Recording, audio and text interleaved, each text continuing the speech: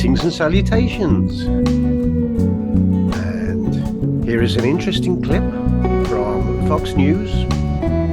Tucker Carlson showing some footage relating to January the 6th when the Senate was raided by a rioting crowd. So, without further ado, let's have a look.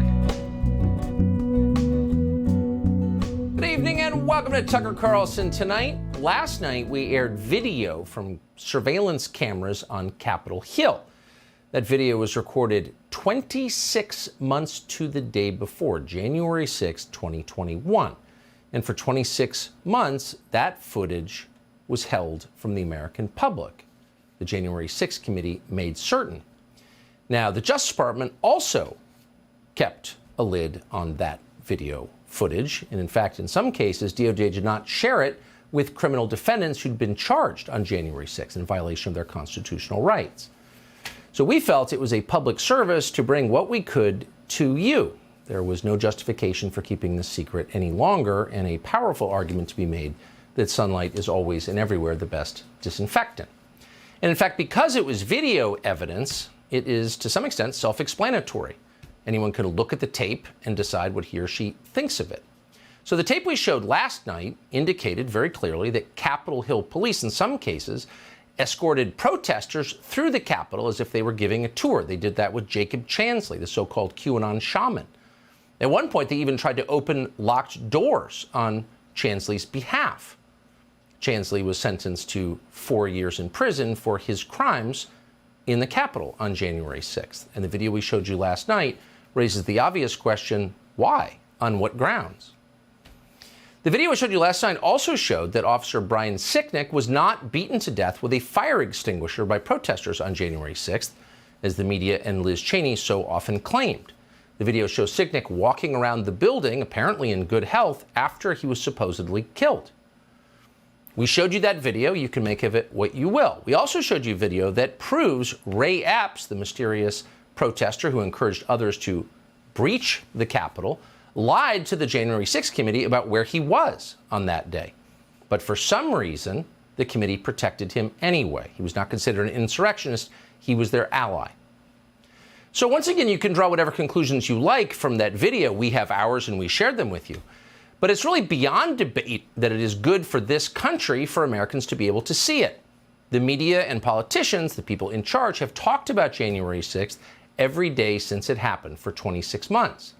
And so at some point, the evidence should be presented to the public. In free countries, governments do not lie about protests as a pretext to gain more power for themselves. They don't selectively edit videos for propaganda services and then lie about them in fake hearings and show trials. But that's exactly what happened. And every member of Congress should ask why that happened. But Democrats in the Senate, the Democratic leader in the Senate, Chuck Schumer, is not asking why. Instead, Chuck Schumer went on the Senate floor today to explode and to say that showing that video, evidence of wrongdoing by the federal government, including the security forces, the police department that Nancy Pelosi personally controlled, letting the public see any of that is a threat to democracy. Watch. Last night, millions of Americans tuned in to one of the most shameful hours we have ever seen on cable television. Fox News host Tucker Carlson ran a lengthy segment last night arguing the January 6th Capitol attack was not a violent insurrection.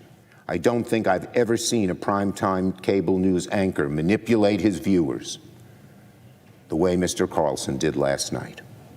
I don't think I've ever seen an anchor treat the American people and American democracy with such disdain. There's nothing that shameful that has ever appeared on American television in the history of the medium. And so, on the basis of that, the self-evident outrage of showing the public video that it paid for and has a right to see, Chuck Schumer called for the censorship of that video. Any information, and he did not dispute that it was accurate, that damages a storyline his party constructed and used must be squelched. And Schumer was explicit on that point. Because that video contradicted lies told by the Democratic Party, Liz Cheney and Adam Kinzinger, Chuck Schumer demanded that our bosses pull this show off the air. He's going to come back tonight with another segment. Fox News should tell him not to. Fox News, Rupert Murdoch, tell Carlson not to run a second segment of lies. I urge Fox News to order Carlson to cease propagating the big lie on his network and to level with their viewers about the truth behind the efforts to mislead the public. Conduct like theirs is just asking for another January 6th to happen. It's a threat to democracy. Pull him off the air. A couple of obvious observations. You don't often see the Senate Majority Leader openly call for censorship on the floor of the Senate, as if that was totally normal and didn't contradict the spirit and the letter of the First Amendment, but of course it does. But what's really happening here, what you're seeing is hysteria, the overstatement, the crazed hyperbole, the red-in-the-face anger. What is that? Well, it's not outrage, of course, it's fear, it's panic. Those videos, which we did not retouch, which we brought to you after running everyone by the Capitol Police to make certain that we didn't imperil anybody, we told you that last night, those videos touch a nerve because they're a threat to the lies that Chuck Schumer has been telling for the last 26 months, and not just Chuck Schumer.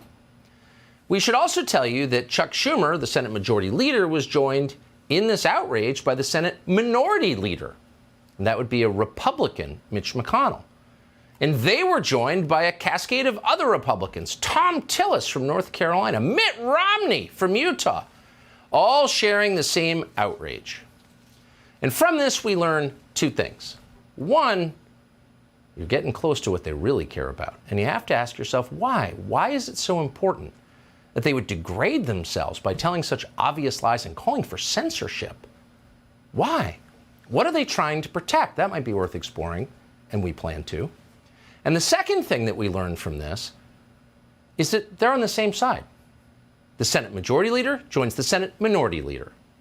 Tom Tillis, Mitt Romney. They're all on the same side. So it's actually not about left and right. It's not about Republican and Democrat. Here you have people with shared interests. The open borders people. The people like Mitch McConnell who are living in splendor on Chinese money. The people who, underneath it all, have everything in common, are all aligned against everyone else. And that would include almost all news organizations in this country as well. And so if you're watching this at home, it might be kind of interesting to keep a list. Because one thing we learned today is that they're all in agreement with each other. They kind of outed themselves. They sort of showed their membership cards in whatever club this is to the public. So keep a list. If you want to know who's actually aligned, despite the illusion of partisanship, we found out today. We have a little more tape for you tonight.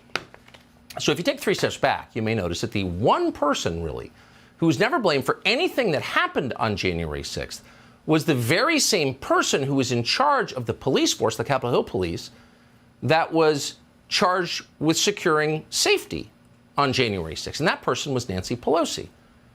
So if there was a security failure on January 6th, and demonstrably there was, that was probably Nancy Pelosi's fault.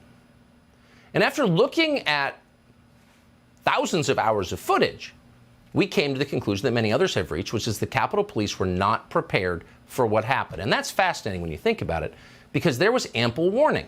The federal intel and law enforcement agencies knew perfectly well there could be a massive disturbance at the Capitol. But the frontline officers on duty that day didn't know. And yet the people who kept that information from the frontline officers who were overwhelmed by thousands of people milling around the Capitol building, the people who fell down on the job, who didn't do their job, they were not punished. They were rewarded. And you have to ask yourself, why is that?